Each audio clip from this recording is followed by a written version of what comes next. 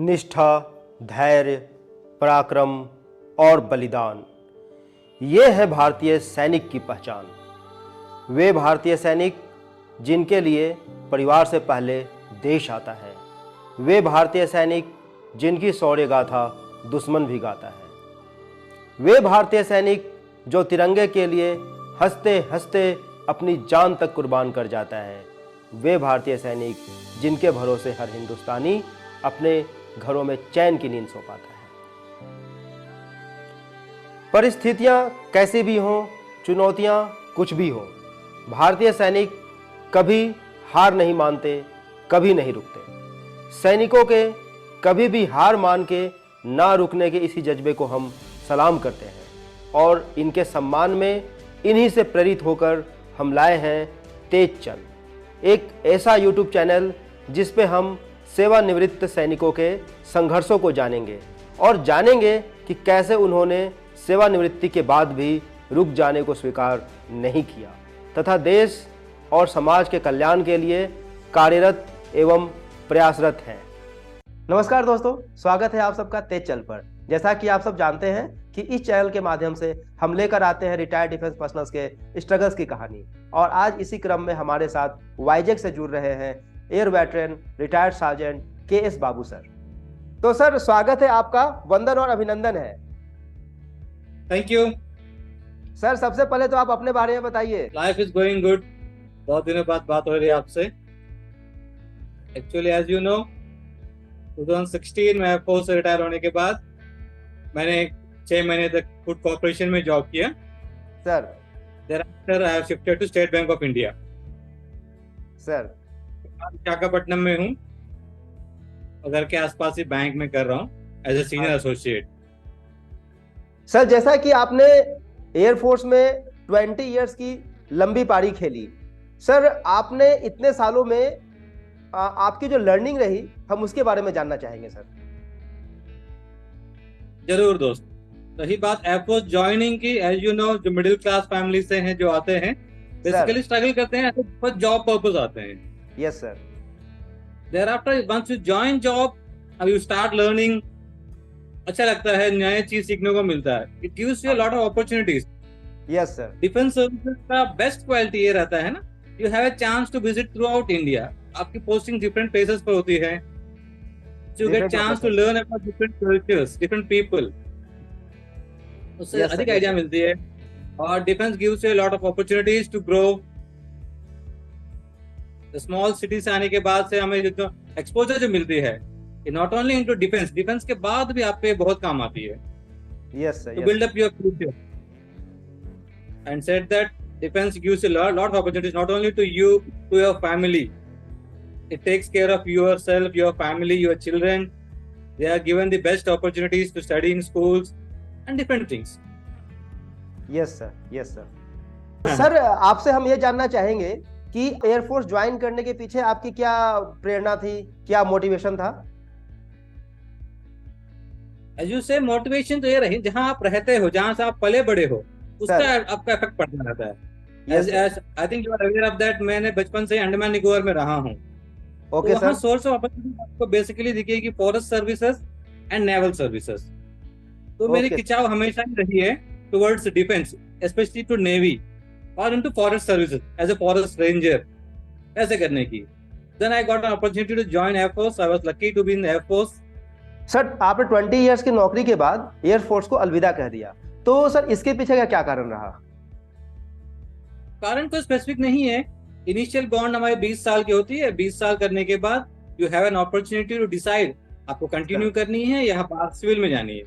तो मैंने सोचा 20 साल नौकरी की है फौज में, इसके बाद कुछ फैमिली से दूर भी रहे, अपने दोस्तों से, अपने फैमिली से, तो लगा कि it's the right time to come out and do some service in civil side also, you can look after your family. वो रीजन थी मेरे छोड़ने के air force. Okay sir, okay sir. Sir, air force छोड़ने के बाद सिविल में फिर आपको एडजस्ट करने में कितना समय लगा, या फिर आप बिल्कुल ही स्मूथली एडजस्ट हो गए?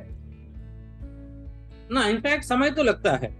एयरफोर्स में ऐसा है ना, इनफैक्ट डिफेंस में ऐसा है, each and everything is written into it. आपको कहीं भी कोई डाउट आया, you follow your precis, your books, your manuals. तो सिविल में ऐसा नहीं है। होता कुछ और है, डिपेंड लगता है, you have to adjust accordingly. बिल्कुल सर। इंसान हमें, as you know, but best quality of human being is adaptability, accordingly you adapt yourself and keep on service. हमारे बहुत सारे व्यूअर्स जो है वो डिफेंस में है, और अगर वो नौकरी छोड़ना चाहते हैं तो उनके लिए आपका क्या गाइडेंस रहेगा? गाइडेंस तो मेरा यही रहेगा कि you have to plan accordingly well in advance. अगर आपके 20 साल की सर्विस है, by 15th year you must be able to decide आपको मतलब सर्विस 5 साल करनी पहले। है। हाँ जी, हाँ जी, आपको सर्विस करनी है, यहाँ बाहर क्विट करके बाहर कोई और जॉब ढूंढनी है, अकॉर्डिंगली आपको प्रिपेयर करना पड़ेगा। And I will tell you, vacancy, there are ample number of vacancies for defence person. Only thing is you have to be patient and you need to keep upgrading yourself. Yes sir. तो चीजें ऐसे हैं, defence आपको inborn qualities कुछ मिल जाती है तो surely आपको हेल्प करेंगी। कुछ रिजर्वेशंस भी हैं, वो भी आपको हेल्प करेंगे। अपार्ट फ्रॉम दैट आपको अपनी कोशिश जरूर करनी पड़ेगी, और आपको Yes. Well in advance plan करना पड़ जाएगा। इसके लिए जरूरी है आपकी अपनी फाइनेंशियल स्टेबिलिटी देख लिया जाए, तो बच्चों को कहाँ सेटल करना है, आपको कहाँ सेटल होना है, ये सारे डिसीजन करना पड़ेगा। और आपको थोड़ा वेट करना पड़ेगा। जॉब तो आई टेल यू कंफर्म सभी को मिलनी ही है, but you have to wait. कुछ लोगों को जल्दी मिल जाती है, कुछ लोगों को तो समय लगता है। Yes sir. But settlement for sure, इतनी तो मुझे गारंटी है डिफेंस पर्सन बारे में तो। Yes sir, yes sir, yes sir. Sir आप बता रहे थे कि हमें रिटायरमेंट के 5 साल पहले प्लानिंग करनी चाहिए कि हमें कैसे रिटायरमेंट लेना है। तो सर रिटायरमेंट प्लानिंग में हमें कौन कौन से बातों का ध्यान रखना चाहिए?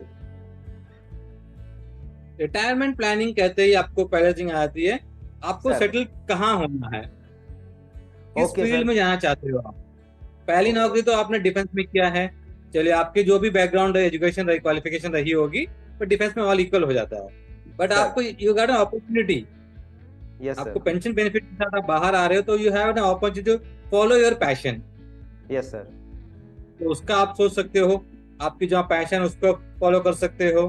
फिनेंशियल स्टेबिलिटी जरूरी होती है, ओके सर। फाइनेंशियली कैसा रहना है, इनकम, क्योंकि हम जब रिटायर होके आते हैं, बच्चे रहते हैं, तो you need to plan accordingly. बच्चों की पढ़ाई कहाँ करनी है, चार पांच चीजें हैं, इनको ध्यान में रखते हुए आप सेटलमेंट के बारे में सोच सकते हो। ऐसे ओके प्लान करने के आने पर आपकी सेटलमेंट में बहुत ही आसानी होगी। 4-5 चीजें जैसे कि आपने बताया कि सबसे पहले हमें देखना पड़ेगा कहाँ रहना है, फिर हमें देखना है हाँ जी, पड़ेगा कि बच्चों के एजुकेशन के लिए कहाँ पे कौन सा प्लेस सुटेबल रहेगा, और हमें देखना पड़ेगा कि हमारा खुद का एम्प्लॉयमेंट के हिसाब से कौन सा प्लेस या हम कहाँ पे एम्प्लॉयड हो सकते हैं। तो ये 3-4 चीजों के बारे में आप शायद बता रहे हो सर। बहुत जरूरी है। जो आपका पैशन है उसको फॉलो करने की एम्पल अच्छी अपॉर्चुनिटी है डिफेंस से यस आने के बाद। तो यस सर। बेटर रहेगा, उसमें रहोगे तो अच्छा रहेगा, आपको भी थोड़ा सेटिस्फैक्शन मिलेगी। सर आपने जैसे कि आपने बताया कि आप सबसे पहले एयरफोर्स छोड़ने के बाद आपने एफसीआई को ज्वाइन किया था, फिर एफसीआई को हाँ छोड़ जी, करके अभी फिलहाल आप एसबीआई में हैं।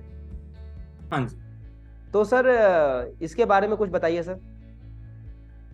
एक्चुअली एज यूजुअल सभी की तरह मैं भी प्रिपेयर करता रहा, बहुत सारे एग्जाम लिखे मैंने। यस इस सर। मामले में in fact I was lucky to be, railways में हुई थी, और FCI, SSC, yes sir. Then food corporation of India, after tobacco research institute, 5 organisation में सिलेक्शन हुई थी।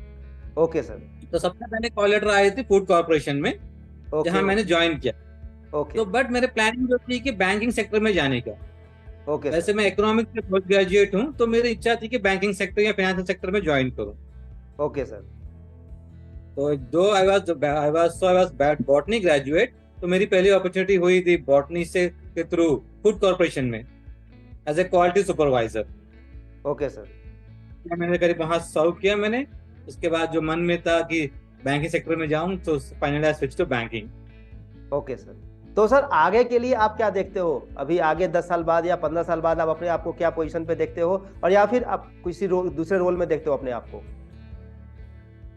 फिलहाल तो कंटिन्यू करूंगे, 10 साल तक तो बैंकिंग में रहने का इच्छा है। यस उसके सर। बाद सर। आई मे गो इनटू टीचिंग फील्ड, या कुछ इच्छा तो है जब बच्चे सेटल हो जाएं, यस सर। तो कुछ और पब्लिक सर्विस के कुछ इंटरेस्ट है, यस सर। समाज में कुछ सेवा करे, ऐसा इच्छा है। अभी देखते हैं कैसा होता है आगे। तो सर आपकी जो जर्नी रही है, इस जर्नी में आप अपने कंपेनियन के बारे में कुछ बताना चाहोगे?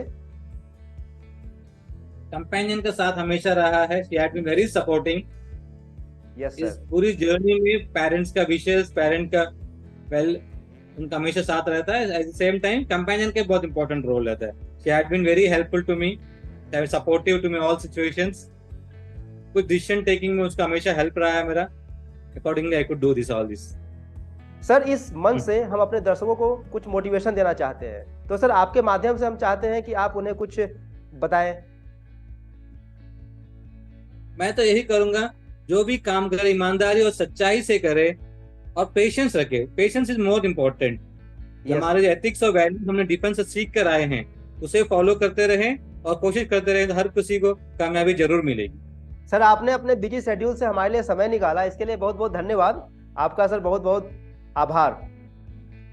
आपको भी बहुत बहुत धन्यवाद।